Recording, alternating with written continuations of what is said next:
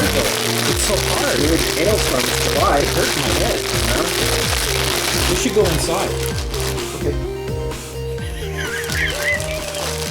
Opening my Cheetos. Adam wanted to be a gaffer in another life. I did. Jalapeno Cheetos.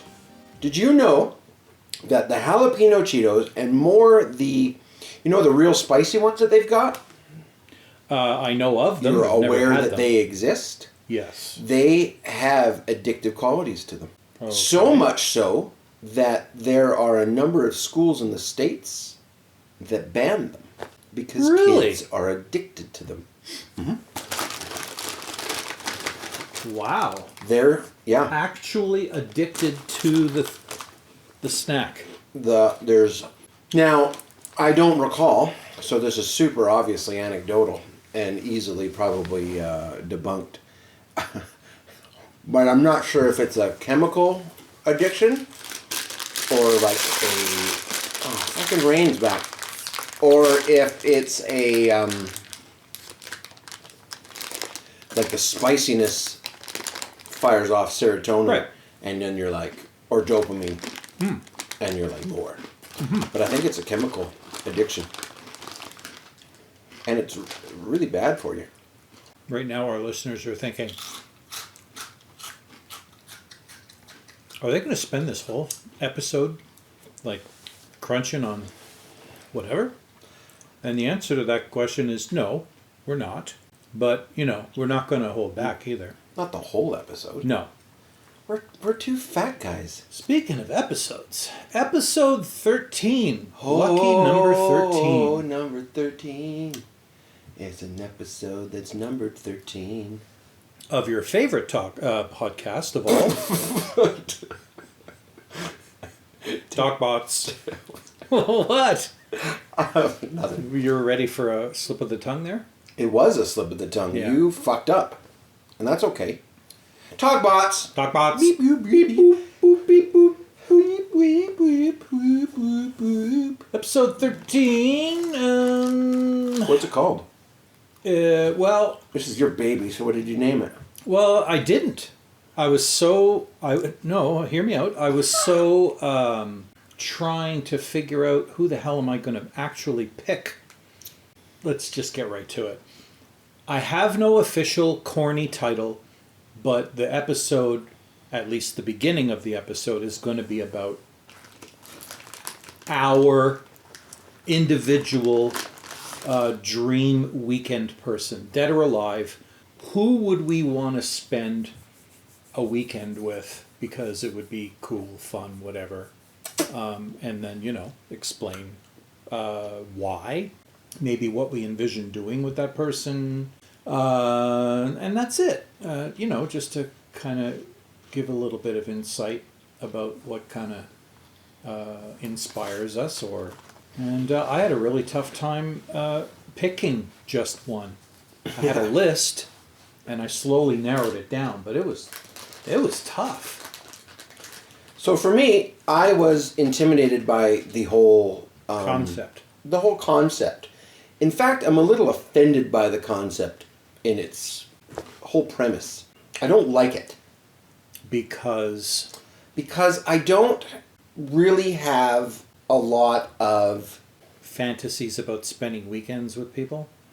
I don't have a lot of hero worship for... Because what this does is it lends itself, or the connotation right off the bat is that it's like a celebrity or somebody of interest, right? And like the fucks I could give about spending time with a celebrity so approaches zero so quickly that they're, you can count it like with G-forces. But it didn't have to be a celebrity. And my choices are not. Okay. Which will show you the difference between you and me, because all of mine are. Right. And so the word isn't offended, but I was just like, the attempt always is with this podcast is to be entertaining. Because really, otherwise, like, it's just two dudes jerking off in a room talking to each other. You know what I mean? Yeah. Like, I don't know if it'll be entertaining. So how much time did you spend thinking about who you picked? Funnily enough, more than I wanted to, Yeah. but the two people that I picked were, I picked the two sort of in spite. I was like, fuck you, Karl. Fine. I'm going to pick two people that are really kind of boring. Boring stories, because I knew that this was all laid out for you. This is this is your thing. And I know you were excited. You know what though? It's not. That's just it. I mean, as quickly as I thought up people that I wouldn't mind spending some time with and talking to, mm-hmm. I also was quite ready to dismiss them out of hand as being unworthy of my time. Interesting. That, yeah, sure, I might have a couple of things I want to ask them or say to them or entertain me or, whatever. Sure. Whatever that person I felt brought to the table and spending time with them. And then, when I would think of someone else, I'd be like, yeah, well, screw them, because this person brings this thing to the table and maybe I value that more. And then I would think about someone else and go, except this person, and it just kept going. And after a while, you just have to say, okay, enough was enough. Pick one already. Right. But I felt that it would be entertaining to at least talk about who the runners-up were for me, and then we'd move on to who I actually picked and why. And I'm trying to remember a word that we used on the last episode after we had hit stop and ended up talking for another half an hour about the subject. At least. Right, and I said that we should have just left it going. Yeah. And you said you didn't want it to be so I can't remember what the word is that you used. Self-indulgent. Yeah, that wasn't the word, but it is. But yes. Or words to that effect. Yeah.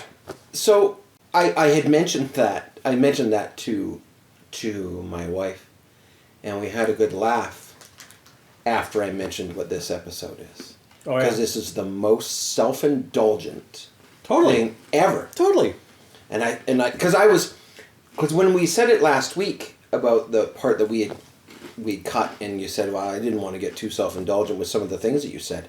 I said, well, that whole episode was just us talking about our experiences, which is the definition of, I suppose, this whole podcast is. Yeah. And I thought it was just an interesting choice. It would be almost as bad as what would you do with $10 million? Right. Like, it literally is that. Fucking cares? No, it's not even the fact that nobody cares. Because the amount of views that we have on our podcast shows how many people care. Not many. Nobody cares. The point is that the part that I thought interesting, not a critical, I just thought it was interesting, is that last week you were satisfied with us stopping and still talking and not it being recorded because the things that we talked about was too self-indulgent. But this week is the most self-indulgent thing that I think that we've talked about, I suppose, except outside of my diabetes episode, which was fully borderline narcissistic. I'm just sharing because mostly I'm just filling space because my two choices really aren't that. Like, to me, they're really good. So does that mean you're going first? No. No? Well, no. They should... No, because now people are going to be like, oh, what the fuck? Who's he going to pick? So stay tuned to the end to find out who Adam chooses. So I guess I'm going first. Right. All right. One more thing. I don't use up the whole hour and a half. So one more thing is that I had suggested that there be a limitation on it, just to sort of spin up some more creative thought. Oh, yeah.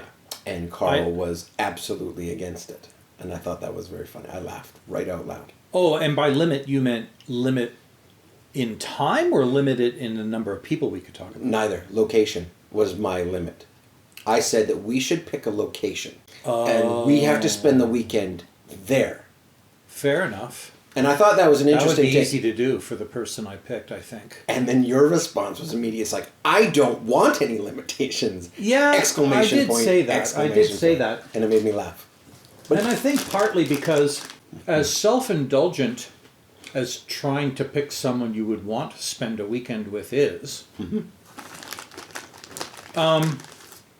I knew that it might actually be a real challenge to try to imagine where you would want to spend with that person and actually get a valuable weekend out of it. So we're doing two, right? We're doing one male and one female. Sure.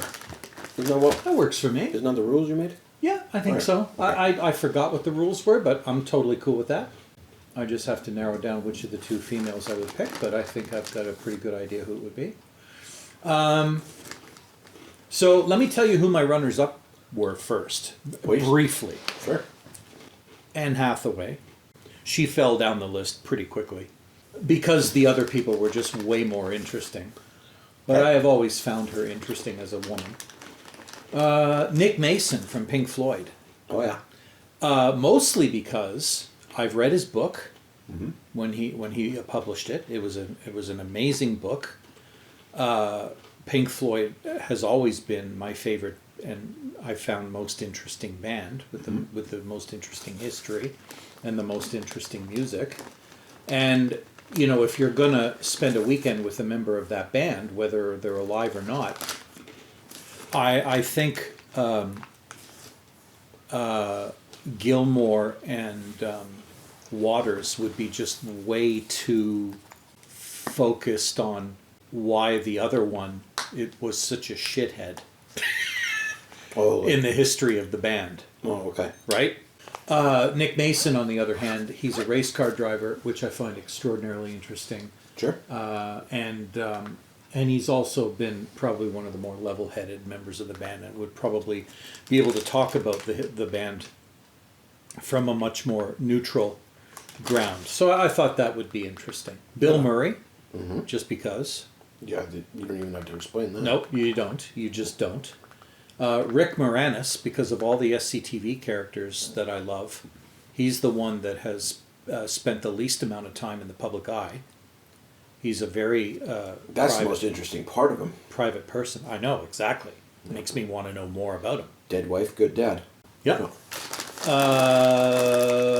Mike Myers. Oh, yeah. Because I really admire his creativity.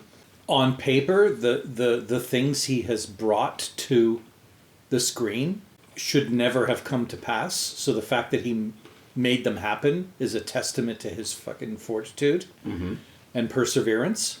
Yeah. Seth Rogen. Need I say more? I don't think so. Very interesting person.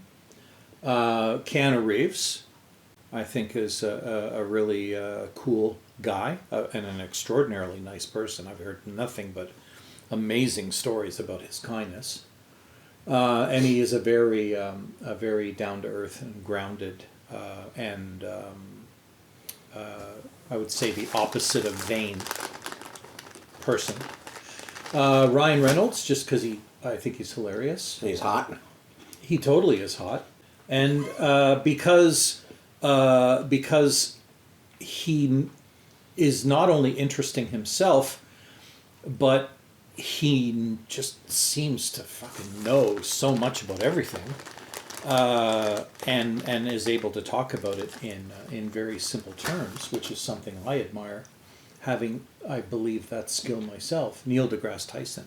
I think that guy is just super cool and probably one of the most important living human beings on the planet right now. So those were my runners-up. That's a lot of Canadians. I know, right? Which that in and of itself I find interesting. Yeah. I actually, until the last one, I thought it was all intentional. No. No, it was not. The other common thread was comedy. A lot of comedians amongst a lot of comedians, yeah, for sure. Yeah. Keanu's a little on the outside, but still has done comedic roles, for sure. Yeah. The person I picked, extraordinarily controversial, at least to some people, but the person that I would have a very interesting weekend with is Pierre Elliott Trudeau. And the reason I chose him specifically, he has always been an enigma to me in terms of how he felt about our country, how he felt about our rights as human beings. He was a staunch, he had staunch opposition toward capital punishment. He didn't believe that it was a fair form of justice, nor did he feel that it was a foolproof form of justice, because of there was always a chance that a person might have been wrongly convicted, and how could we live with ourselves as a society killing someone who may not in fact be guilty. I admired his principles. His techniques were not necessarily something that everybody agreed with. He spoke his mind, and didn't really give a shit what you thought about it. He made a lot of enemies in Quebec when he imposed martial law after the FLQ crisis. You know, the Quebecers were basically, who the fuck do you think you are? And, he basically answered back, I'm the goddamn Prime Minister of Canada, and I'm going to bring this to an end. And he did. But, he made enemies in the process. He made enemies of Alberta for the things that he said and did. But I always admired his intelligence, his ability to stick to his principles, his absolutely undisputable love of country and human rights. And I've always found it really fascinating that he was the only modern leader who would give Fidel Castro the time of day, which I thought was really cool, because while everybody else tried to make him the scapegoat of the Cold War, Trudeau was having none of it and actually tried to maintain friendly relations with him, to give him, leave the door open for reconciliation with Cuba at some point in the future.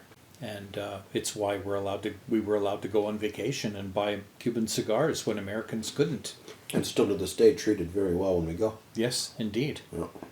So, that was my pick. And I definitely felt like we would have a lot, wouldn't necessarily have a lot in common, but I would definitely have a lot to talk to him about. Sure.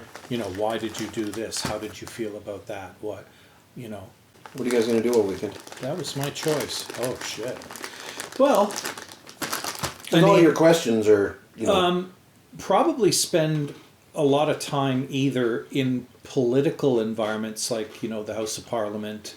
I mean, I don't think there would be a better person to give a person a behind-the-scenes tour of the political establishment than him. And he would probably have some stories, too. Yeah, I would probably want to spend some time with him in the area that he grew up in and lived in Montreal, too. Because as a fellow Montrealer, his stomping grounds was the area of Montreal that I had the least familiarity with, which is where, all the rich establishment families lived. Right. The Bronfmans and so on and so on and so on. And he would probably have known just about everybody under the sun in that neighborhood, and had some pretty amazing stories about the history of that city and all of the people of influence who lived there. Yeah. I think an interesting thing would be to hang out with him and go hang out at his son's house. Well, yeah. Right? You know what I mean? And talk to two prime ministers. Like you would, Yeah. Yeah. That would be really interesting to see the difference between the two. And like if we're going balls deep here in fantasy, like it would be, you're hanging out with Dad. Yeah. Let's go over to Kiddo's house. You Yeah. may not have the same respect or interest in Justin. Oh, I do. But he's also a prime not minister. as much. Sure. But he is not my favorite prime minister. But Not your least either. I don't know. No, definitely not. Cool. Where would you guys go for dinner? Well, again, since he comes from Montreal's wealthy establishment, he probably knows of the best places to go eat that I'm not even aware of. So I would pretty much leave it up to him. But then we would probably go to the exact opposite end of the spectrum at some point, and go to a a typical Quebecois casse-croûte, which is basically a fucking hot dog, hamburger, fry joint.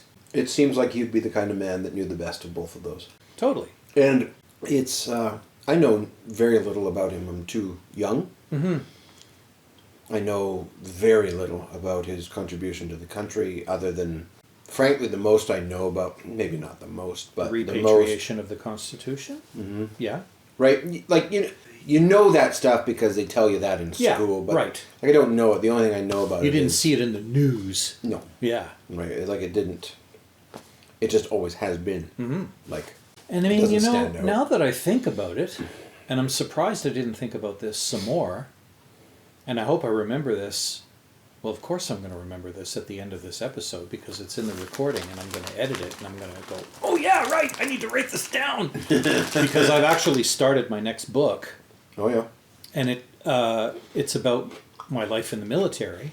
Mm. And it turns out that Prime Minister Trudeau is at least indirectly responsible for me joining the military because when he did lock down the Montreal area with a curfew, he also called in the damn armed forces and started doing in some neighborhoods asking the military to do door-to-door searches looking for the guys that were hiding out. Yeah. And they actually came to our suburb and were going door-to-door looking for people and asking if they had seen anything unusual. And, here was this, I don't know how old I was, 7-year-old kid, 8-year-old kid, 9-year-old kid, looking out the window at these army guys coming up the street. And one of them knocks on our door and says, "May I come in and talk to you?" And I'm just like, going, whoa! Right?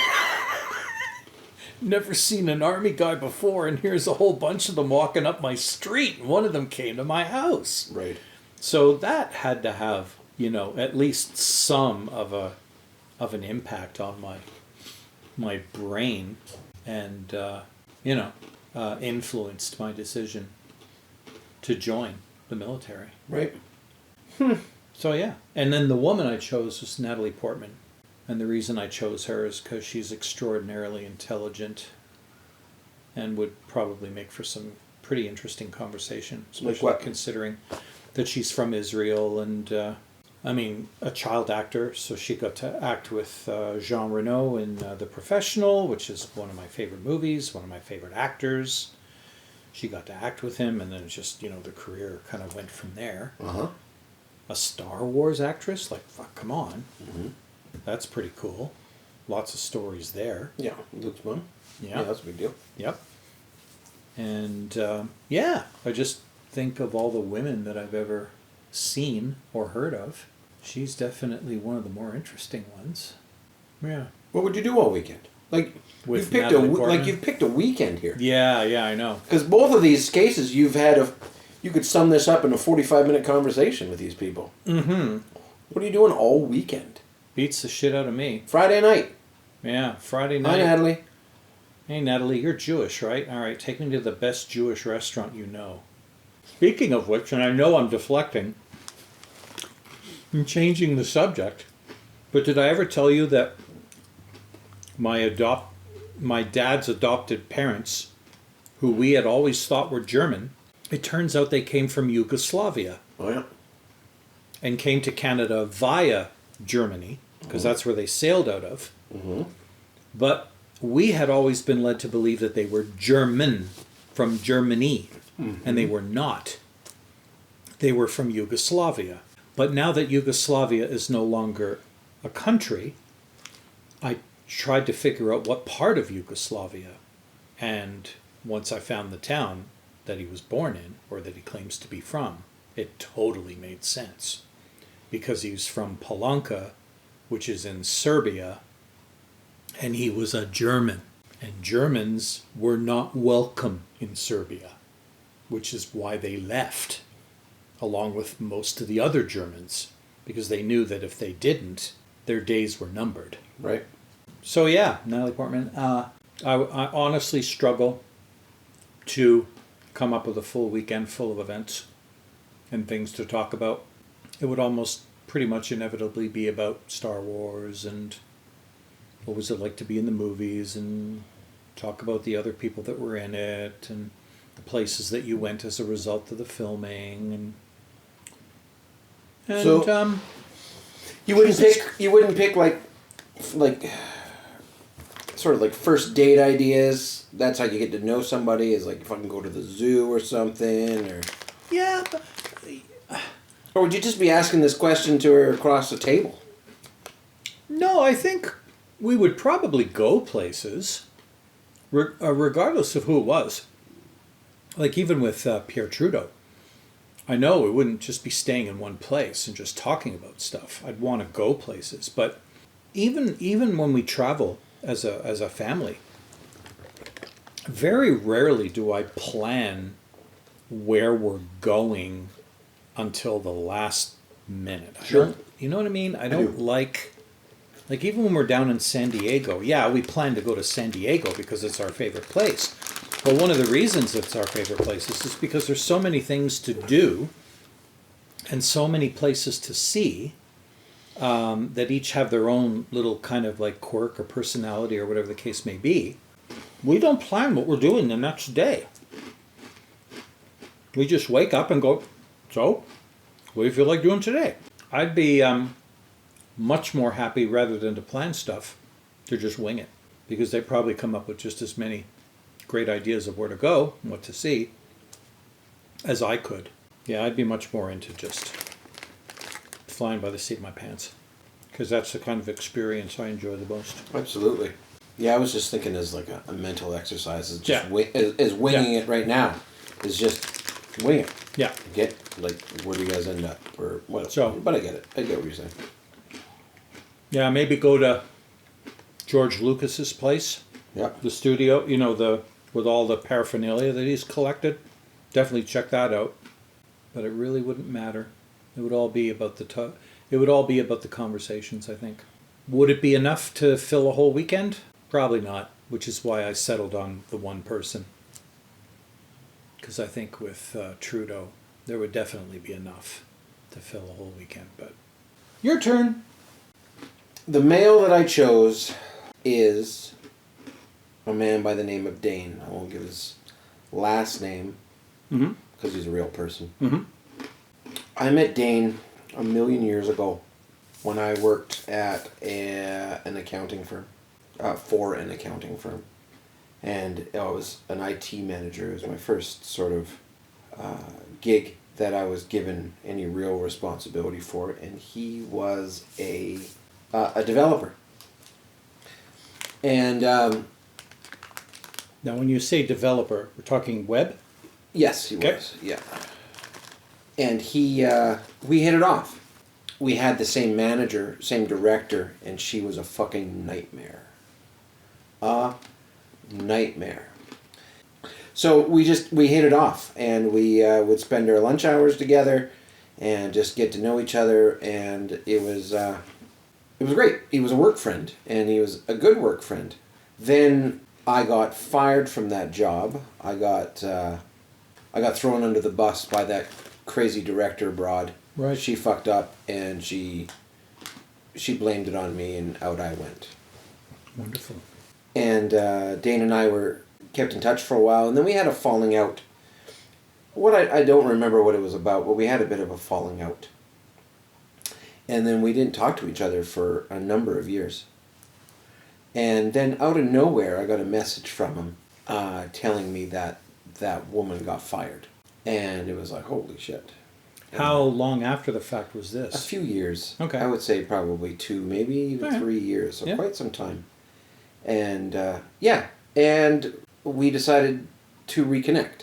So we got together, and at that time in my life, I was just beginning like my introspective journey for myself. I was just trying to figure myself out, experimenting with like drugs, and just exploring my mind a bit. And I would do so by going for very long walks in the middle of the night. And I asked him if... Those are fun. Those are wild. Been there, done that. Yeah, man. And I asked him if he wanted to join. And he said sure. And he happened to only live not that far away. So anyway, he came down and we started walking every Friday for 6 years. Wow. And it was highly ritualized. Yeah. We did the same thing every Friday. We went to the same store, bought the same things. We took the same path. We stopped at the same benches, and it was. It was your therapy, your meditation. It was everything. It was all your sorts tradition. of things. It was all sorts of things. Yeah. It was amazing. Yeah. And always high. Oh yeah. Yeah. Yeah. Perfect. We would write songs. We would write comedy bits. It was amazing. Awesome. And then I got divorced, and shit obviously went sideways for me, and I had a really hard time. And he helped me through it. He listened to me. He let me talk. He let me vent. He was curious about the process that I was going through while I was going through therapy and all that stuff. Because he is an incredibly intelligent man who is a genius, spiritual, and open to explore anything and everything. Anyway, so he was and very when you helpful. say spiritual, you mean in the grand sense of it. Yes, he was raised more focused in his spirituality, but as he grew as an adult, in scope. Yeah, but still existed. Mm-hmm. So I'm going through my process, and I'm growing, and we're still going every Friday, almost without fail. And then he started to have some mental health issues. He always had them, but they were starting to really affect his life. He didn't know what he was doing, and I don't want to share too much because but he was struggling. While he was struggling, I had met my current wife and gone through the courtship and blah blah blah blah blah and all that jazz, and I had asked her to marry me, and I had asked him to be my best man because he was incredibly important to me. And he didn't answer for weeks. Wow. And he said, I don't know if I can do it, just based on his mental faculties at the time and all that jazz. And then it came to a head where because he had been saying as well that he is having a hard time talking about how he's feeling and what he's going through with me, because it feels like that's all that I want to do. Which was a struggle for me because that's all we ever did. So he had decided that he didn't want to do it anymore, which was okay. Right. But admittedly, I had a hard time stopping. I saw my friend; he was hurting, and he would bring up something, and then, as any man does, we don't just listen; we give advice. Right? We try to solve a problem. Anyway, so it came to a head where I confronted him straight on one night about, I need an answer. My wedding is, let's say, 3 weeks away. I need an answer. And he just looked at me and just said, I don't know how you don't know that I can't or don't want to do it, considering I haven't answered you yet. And I was just like, what the fuck did you just say? We're not in grade 6. Communicate with me. Yeah. Just tell me what's on your mind. Yeah, just say no. Yeah. And he couldn't. And he blamed me. The next day, he told me that he needs to take a break from going for walks for a while. And then a week later, a few days later, or whatever, he sent me a message. He's like, just understand that it's not you, Adam, it's me. And the last thing that we ever said to each other, I said to him, I know. Because it wasn't me. It was all him. And that was a number of years ago. I've tried reaching out, but he won't reply. Is he here? No, I don't think so. I don't believe he's I believe he's moved on. He's moved elsewhere. Yeah. But it's one of those situations where he hasn't blocked me on social media. Right. So I can send him a message and I can see that it's read. Yeah. But he doesn't reply. Wow. He will not reply. Wow. And this is years now. Like, that is so bizarre. We've been married for, oh fuck, sorry Jay, I don't, years, and nothing, and that would be tough. I miss him. Yeah, like totally. So much. Yeah. And I'm struggle very much, letting it go, because I have to. Like, I'm not responsible. Don't want to. No, of course I don't want to, but I have to. Yeah. Like, I'm not responsible for how he feels, and I can't control it. But I'm heartbroken. Yeah. Still. Yeah. And understandably so. You know, once a year, I'll just be like, "Hey, man, how's it going?" Right. To my own detriment. Right. Because it just hurts. Right. Because he doesn't reply. Right. So who would I spend a weekend with? Him. Of course. And what would we do? Everything. Everything. And exactly what you used to do every Friday. Exactly as you used to do it. Yep. Yeah. Wow. That's deep. Yeah, it's rough. But I totally get it. I totally get it. I have nowhere near as bad of an example of that kind of shift in relationship between someone that was really close to me, but pretty close. Pretty close. Mm-hmm. Except it wasn't because something got wrong with him in his head or anything. It was just, your typical life creating a gap that just naturally keeps growing wider and wider with time and experience and and so forth. But I felt the same way about him as you did about this guy. Mm-hmm. We had our times together, and it was the closest relationship I ever had with another man, and it was deep, and it was meaningful, and it was fueled by high times. Right. And we knew how to leverage that time for maximum effect, maximum entertainment, and maximum creativity. So I know exactly where you're coming from. The only thing that was missing from it was the ritualization of the activities. But it was so damn close to what you were describing. It almost brought me to tears thinking about this guy, because he's not... It's the same situation. I keep trying to reconnect with him, if for no other reason but to, reminisce about those fucking amazing times that we had together. The fucking crazy shit that we did. Yeah. Oh my God. But yeah, he's not the same person, and he's not interested in that anymore. Yeah, so to totally the universe and to the internet, Dane, I love you and I miss you, man. And I hope you are well. You fucking dick. And how about the woman? How about the female? My wife.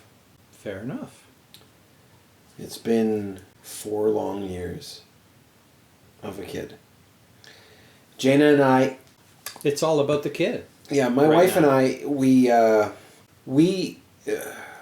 I like I had mentioned before, I've been divorced, and I had been in a long-term relationship before my ex-wife, and then my ex-wife's relationship and ours was long, and then I came into this relationship. So, and she had previous long-term relationships as well, not married, but but with people that were either you were too young and you didn't know who you were yet, or with people that were destructive. And my wife and I's relationships are very similar in that matter. Young in a relationship, a bit naive, and it went sideways. The second relationship was quite destructive. And then we got together, and we built our relationship on the pain of our previous ones. We helped each other heal. So we got together while I was still divorced. We just helped each other because she was going through quite a bit of trauma with her ex and trying to work through it. And anyway, so that's what our relationship built on. And out of that came a lot of honesty about what we want, and what we want to try, what we haven't tried, out of fear of judgment from previous relationships, or the previous relationships just shutting us down, or things like that. So we indulged. We went a little mental, and we had a lot of fun. We did a lot of crazy things that were very exciting and wonderful. We had couple friends, who we would go and have wild times with, and all that. And then we got married, and our wedding was phenomenal and great and just fun. And then we had decided, after we got married, what we want to do. Do we want to just sort of hunker down, buy a house, have a kid, and do what you do? Or we want to go on a bit of an adventure. And because of some lessons I had learned from my dying father, which is like, fucking time is finite, dude. You want to do some shit? You better do it. Yep. And we had the means, so we moved to Victoria. Right. Which I don't look at any of the choices that I made with regret or anything like that, but it wasn't a good move. And the longer we're not there, the more I see it. It actually hurt our relationship quite a bit. Victoria is not a great place to live, and it was tough and all that jazz. Before you continue, what was the draw in the first place? Well, I had spent a great deal of time in Victoria. My father, after my parents split up, my dad had a very difficult time finding work in Calgary. And he was from Victoria, so he went out there to work. Okay. So my sister and I spent a lot of summer holidays there. Right. So, enough time that I was very familiar with the city, even though I was a young kid. Young kid being 10 to probably 14. Right. So I was very familiar with the city and loved it. I've always felt a draw there. I had always felt that I wanted to live there because it's fucking paradise. Victoria is a wonderful, beautiful place. But anyway, back to the effect on the relationship. Yeah, so without getting too deep, it affected our relationship. We didn't have any friends, so we weren't as social. It's very difficult to make friends in that city. We didn't have our fingers on the pulse of the town, so we didn't know exactly where to go or what to do. Andy was born while you lived there, I take it? Her daughter? Yeah. She was. Yeah. Yeah. So we had come back for a wedding, and she was conceived in Calgary. And then she was born in Victoria. So, and she was born in 2018. And basically from then, everything shut off. No time for her and I. And a very common thread with many relationships is that it's definitely impacted us. You both went into parent mode from couple mode. Yes. Which is common. Oh yeah, very common. Now we have hard times or difficult times when we do find the space to spend time together. We don't know what the fuck to do with it because we're out of practice. And we enjoy each other's company a great deal. We make each other laugh. Yeah. But we don't know what the fuck to do. Right. So I would love to spend a weekend with her. Without any distractions. Without any distractions. Yes. Yeah.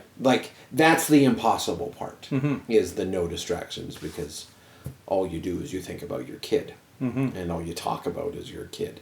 But in this fantasy game, Yeah, So it would be great Yeah. to, just stay in a very expensive hotel with a really nice bed and go out and gallivant like immature children and just rekindle and enjoy and continue to build on our relationship. Because I miss it. And she misses it too.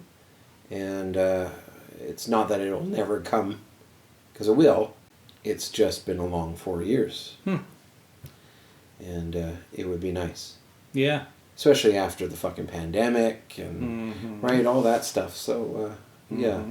Those are the people that I would choose. Very cool.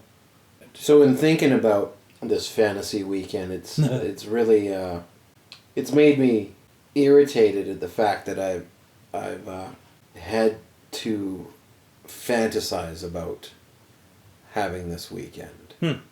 So I would like to actively figure out a way for us to have a weekend, even though it'll probably end up sleeping. But it doesn't matter. No. Yeah, mine aren't that entertaining, but those were my choices. I don't think we're going to need another topic tonight. I don't think so. Yeah. No. And I to be honest, I forgot about the other topic. Yeah, so I didn't think about it. Fair enough. That other one, I think is going to require a lot of thought. Mm-hmm. Read any books? I got one. Shut up. I got one. I had thought about it when you were talking about an interest in people flying. Yeah. I read Michael Crichton's book, Airframe.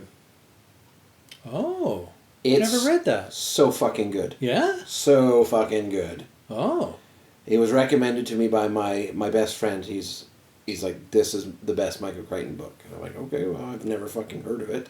But that doesn't mean necessarily much. I know I've heard of it. Read it. I'm pretty sure I haven't read it. Read it. It's great. Premise? Not giving much away? Airplane disaster. Okay. Airframe. Okay. Surprisingly good. One of his later books or one of his earlier books? 90s. Oh, okay. I think. Interesting. Yeah. Wow. Yeah. I have not read anything lately. Oh, yeah. I have been looking for new candidates, and I've been reading reviews and premises of books that have that I've seen along my pathway, and I've got some candidates lined up, but none of them so compelling that I can't wait to get to them. Although I haven't given up hope that I will stumble across one of those, because I'm always on the look for a unique and mind-bogglingly interesting sci-fi story. And I always seem to gravitate towards stories that involve other civilizations, other beings, and humans accidentally discovering that they are somehow interlinked with human history in some bizarre way. Right. Or have clues to things that were heretofore. Have you read 2001: Space Odyssey? I have. Because that's that. Oh book. Yeah, that is the penultimate. Like seriously, that book, even the movie, really caught my attention. Although I'm always amused by my relationship to that movie, because I saw the movie with my parents and they did not get it. I don't know if I got it. It's a fucking wild movie, man. Yeah. But what the hell? But having said that, my parents didn't get Star Wars either. They were just kind of like shaking their heads at the end of it, and I was just like, oh my God. Right. This changes everything, Like it was just groundbreaking. So, 2001, that was just something. I'm always quoting from that movie. Yeah, so the book that I recommended isn't it's not gonna. But it's just a good story. It's short and it's good. Mm-hmm. It's like a 400-page book. It's no big deal. Neat. But I highly recommend you give it a go. And my excuse why I haven't actually started reading another book is because, as I mentioned very briefly before, I'm back into writing again. Right.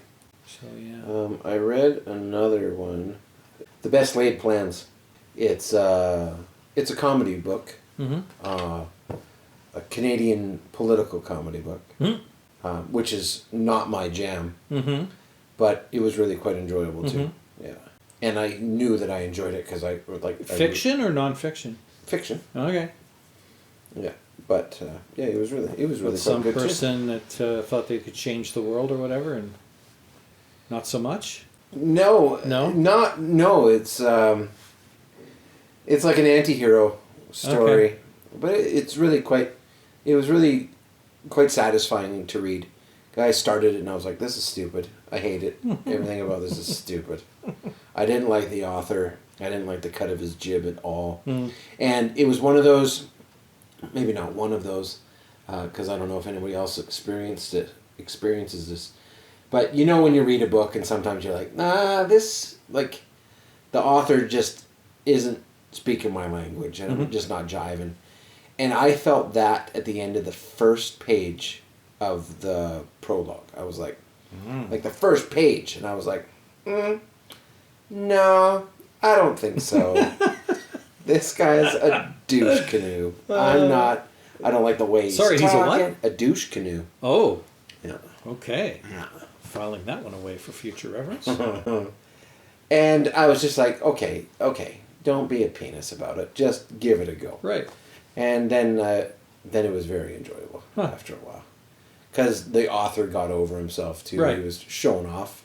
I felt that he was showing off in the beginning. Like, look how funny I am. Yeah. Look at these witty things that I can say. This is a clever line. Right. Check it out. Right. Fuck off. Right. And then the story started, and I was like, oh, all right, I'm in it. Yeah. I'm in it. It was really good. Yeah. Did I tell you that I started, like...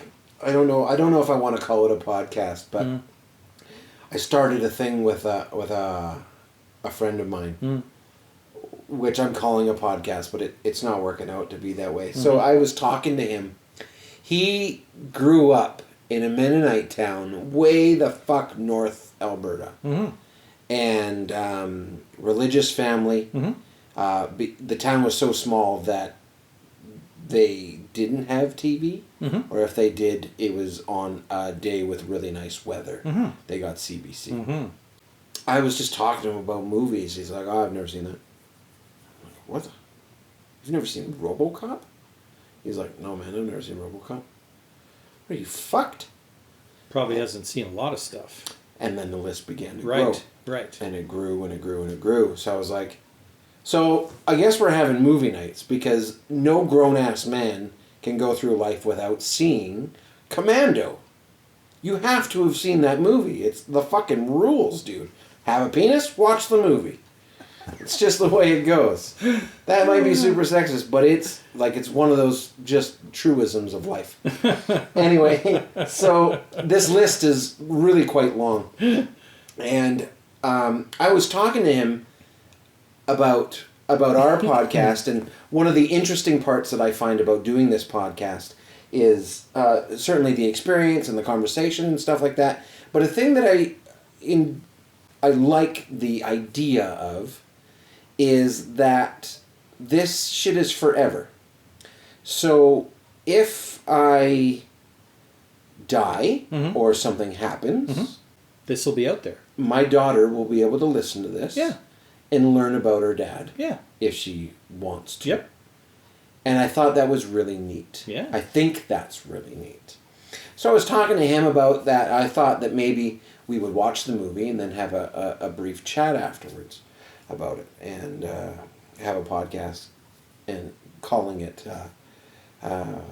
Watching Movies That Everybody Has Seen Except Me. So we've watched 2 movies so far. And we haven't found our rhythm with very good conversation. Right. He's a pretty quiet guy, So it's mostly trying to get just him to talk to about it is pretty difficult. It's tough. Yeah. It's tough, which is fine.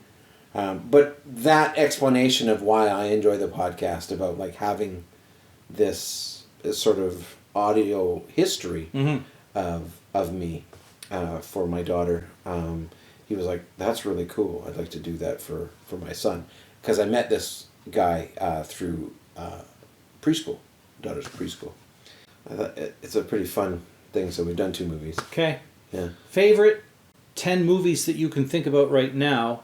Doesn't matter if they're your actual 10 favorite, but the 10 movies that are like you love the most that you can think of right in this moment. Back to the Future. Yeah. Predator. Okay. RoboCop. Yeah. Animal House. Yeah. The Matrix. Yeah. Fire Walk with Me. Mm-hmm. No quirk there. Trying to do it fast. Commando, probably. Mm-hmm. We watched that last week, and I was like, "Fuck yes, this is a great movie." I can't look. It's okay. Because then I'll see fucking 1,000, right? That's fine though. No, I know, but like 10. I don't know why that one pops in, but Kindergarten Cop just landed in my head. I'll just fucking say it. Probably Porky's. Wow. Yeah. The first time I ever saw Muff on a movie, man.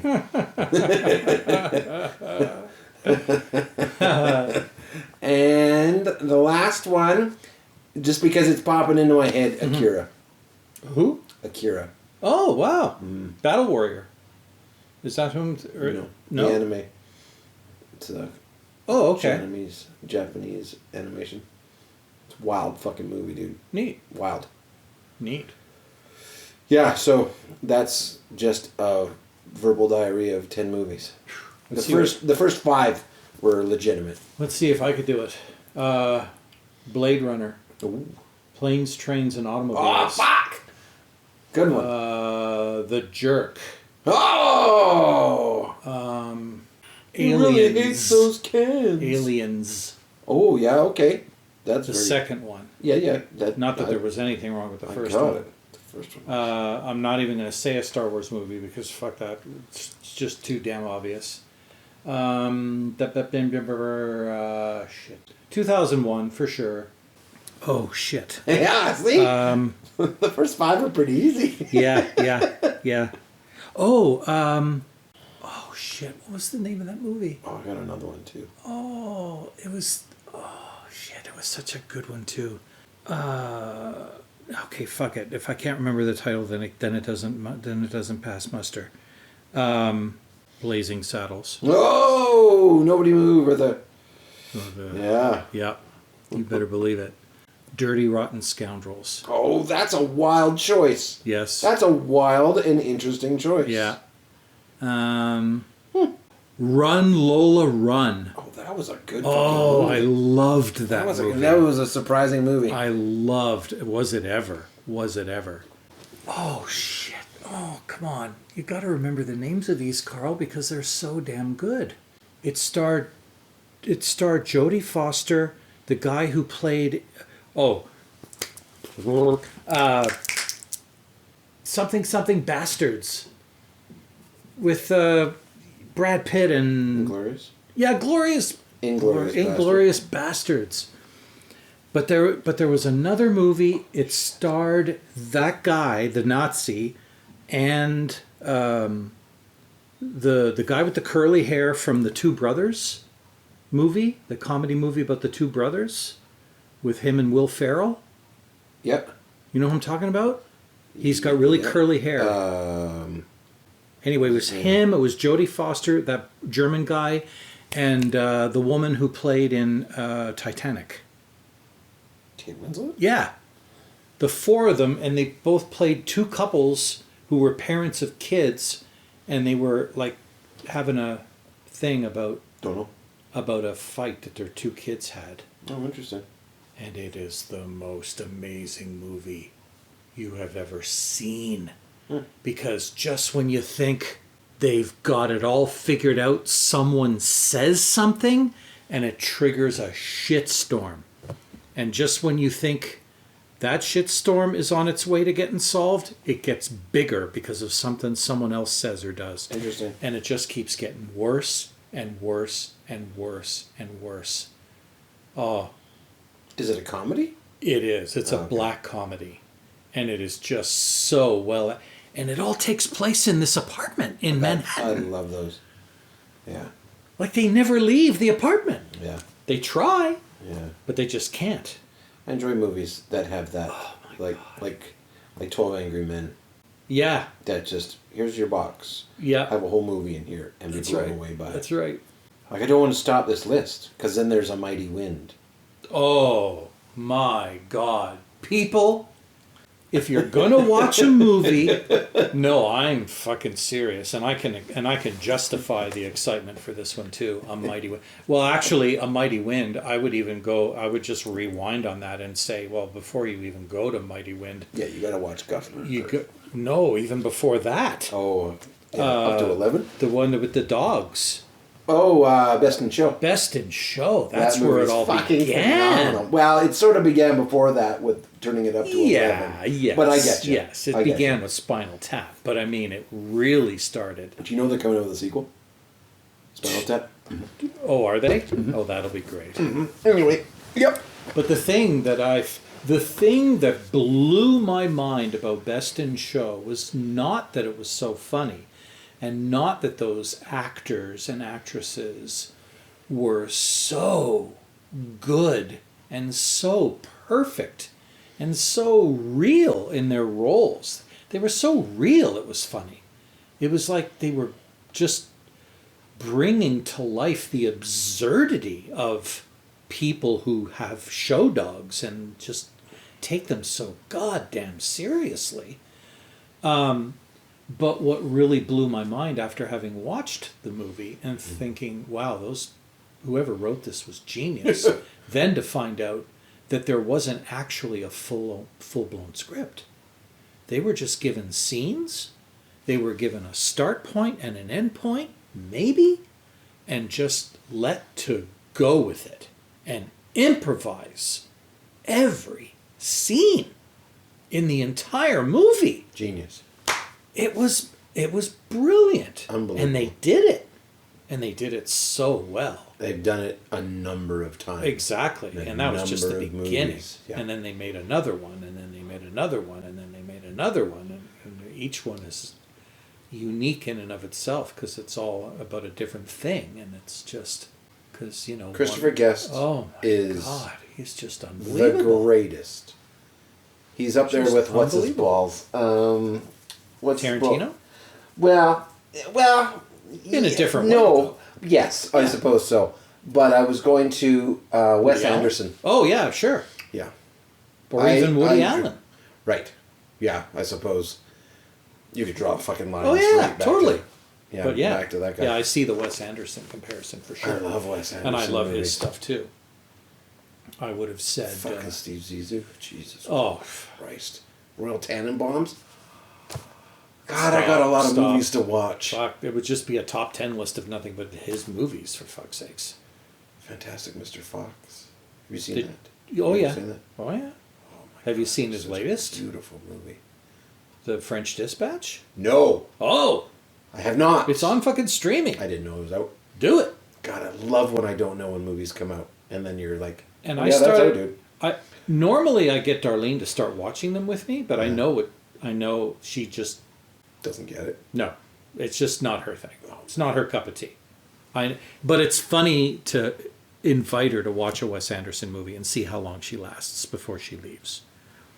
I didn't even try with French Dispatch because when I saw the trailers, I was like, it'll be 30 seconds and she'll be gone. Right. They'll be running. They'll be like, wow, that's some good fucking running sound effect. Oh, fuck, she's gone. Right. And I know I made the right decision. Because she wouldn't have lasted 30 seconds. But it was... And not even it's like unlike anything else he did. Interesting. It's got his flavor. It's got his, his stylings all over it. but the approach and the delivery and the mechanisms are all different. Excited. Yeah, I can't wait. Yeah. I'm excited to check that out. We'll have to compare notes after you see it. Mm-hmm. Absolutely. Yeah. Trading Places? Oh, yeah. Yeah, that was really, really good. That's a really good Very movie. well executed. Really good movie. Yeah. Those are just the movies that popped in my head when you were going over your list. But The Jerk, The Jerk always comes back into my frame of reference over and over and over again. And the worst part of it is that most of the people that I know socially have never seen it, and they can't even appreciate they can't relate to the quotes that I bring from them. The new phone book is here! The new phone book is here! People are just looking at me like, what is wrong with you? Grew up a poor black man. All I need is this lamp, and that's all I need. And this remote control. The lamp, the remote control, and this chair. And this chair. I need this chair. God, that's a good movie. Somebody really mad at these cans. You fucking asshole. Maybe Steve Martin should have been on my list. So I think on that note, we'll call it an episode. Thanks for tuning in and listening to episode 13 of Talkbots. Talkbots. Boop, boop, boop, boop. Next time, laters.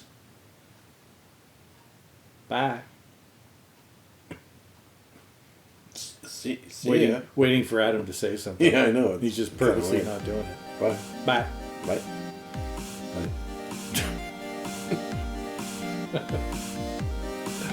I think that's one of the things I'm kind of looking forward to if I were to spend some good quality time with Olivia is introducing her to something. Oh my god, dude. That's why you have a kid. Yeah. It's so you can show them fucking Star Wars for the first time. What was the one that I showed her?